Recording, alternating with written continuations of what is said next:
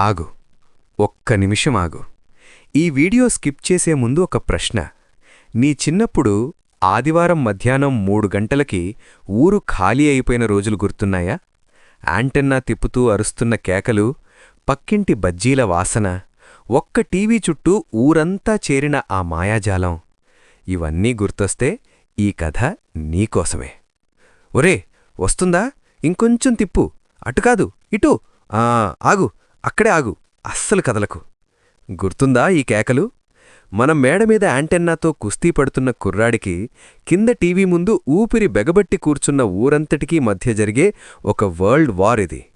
ఇప్పుడు మన దగ్గర 4K స్క్రీన్లుండొచ్చు, కానీ ఆ రోజుల్లో ఆ నలుపు తెలుపు చుక్కల మధ్య సినిమా బొమ్మ కోసం మనం పడ్డ తపన ముందు ఈనాటి అమెజాన్ ప్రైమ్లు ఎందుకు పనికిరావు. అది 90వ దశకం. ఆదివారం మధ్యాహ్నం 3 గంటలవుతుందంటే చాలు, ఊర్లో సెక్షన్ 144 పెట్టినట్టు వీధులన్నీ ఖాళీ అయిపోయేవి. గాలి కూడా నిశ్శబ్దంగా మారిపోయేది. ఎందుకంటే ఊరంతా ఒకే ఒక్క చోటుంది. ఆ వీధిలో టీవీ ఉన్న ఆ ఒక్కరి ఇల్లు. ఆ ఇంట్లోకి వెళ్తే అదొక మినీ జాతర. సోఫా మీద పెద్దవాళ్లు, నేలమీద చేపల మీద మేమంతా. స్థలం లేకపోతే కిటికీ ఊచెలు పట్టుకుని బయట నిలబడి చూసేవాళ్లం. ఆ టీవీ చుట్టూ ఇన్ని తలకాయలున్నా ఎవ్వరికీ చిరాకుండేది కాదు. ఎందుకంటే అందర్నీ కలిపి ఉంచింది ఆ ఒక్క చిన్న నల్లటి పెట్టే. కాని సినిమా స్టార్ట్ అయ్యే ముందే విలన్ ఎంట్రీ ఇచ్చేవాడు. అదే పవర్ కట్. అప్పటిదాకా నిశ్శబ్దంగా ఉన్న ఇల్లు ఒక్కసారిగా హాహాకారాలతో నిండిపోయేది. ఛీ, ఇప్పుడే పోవాలా అని ఒకడంటే, కరెంటాఫీస్కి ఫోన్ చేయండ్రా అని ఇంకొకడు. కాని ఎప్పుడైతే ఆ బల్బు మళ్లీ వెలుగుతుందో అప్పుడొచ్చే ఆ కేకలు థియేటర్లో హీరో ఎంట్రీ విజిల్స్ కంటే గట్టిగా ఉండేవి. ఇక సినిమా మధ్యలో ప్రకటనలు.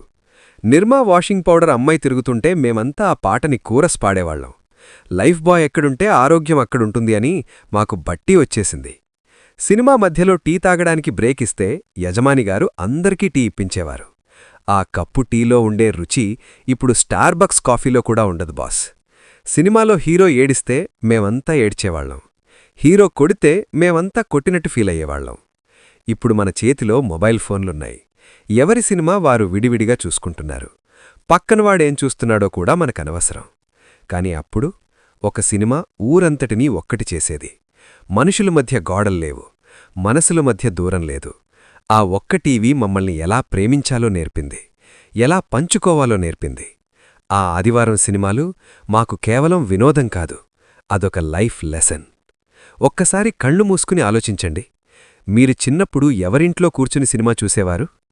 ఆ పక్కింటి పిండి పెట్టిన మిరపకాయ బజ్జీల వాసన గుర్తొస్తుందా? ఆ యాంటెన్నా తిప్పిన రోజులు గుర్తొస్తున్నాయా? మళ్లీ ఆ రోజులు రావు, కాని ఆ జ్ఞాపకాల్ని మాత్రం మళ్లీ బ్రతికించుకోవచ్చు. మీరు ఏ సినిమా కోసం అలా ఎదురుచూసేవారో కింద కామెంట్ చేయండి. ఈ వీడియోని మీ చిన్ననాటి స్నేహితులకి షేర్ చేయండి. ఎందుకంటే ఇది నా కథ కాదు, ఇది మన అందరి కథ. మన రవీజ్ ఎపిక్ క్రానికల్స్ ఛానల్లో కథలు మళ్లీ ఇంకో ఇంట్రెస్టింగ్ ముచ్చటతో మీ ముందుకొస్తాయి. అంతవరకు సెలవు.